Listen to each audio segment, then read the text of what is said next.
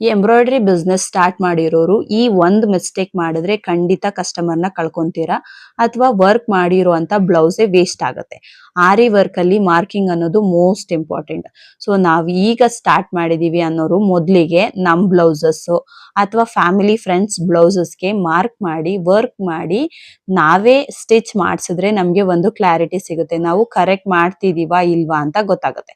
ನಾವು direct customer ಬ್ಲೌಸಿಗೆ mark ಮಾಡಿ work ಮಾಡಿದ್ರೆ ಏನಾದ್ರೂ ಮಿಸ್ಟೇಕ್ ಆದ್ರೆ ವರ್ಕ್ ನ ಚೇಂಜಸ್ ಮಾಡಕ್ಕಾಗಲ್ಲ.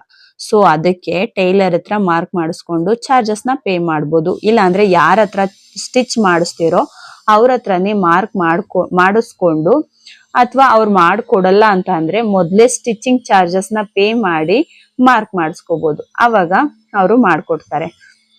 ಈ ವಿಡಿಯೋ ಈಗ ತಾನೇ ಹ್ಯಾರಿ ವರ್ಕ್ ನ ಕಲ್ತು ವರ್ಕ್ ಸ್ಟಾರ್ಟ್ ಮಾಡಿರೋರ್ಗೆ ಈ ವಿಡಿಯೋ ಯೂಸ್ ಆಗುತ್ತೆ ಅನ್ಕೊಂಡಿದೀನಿ.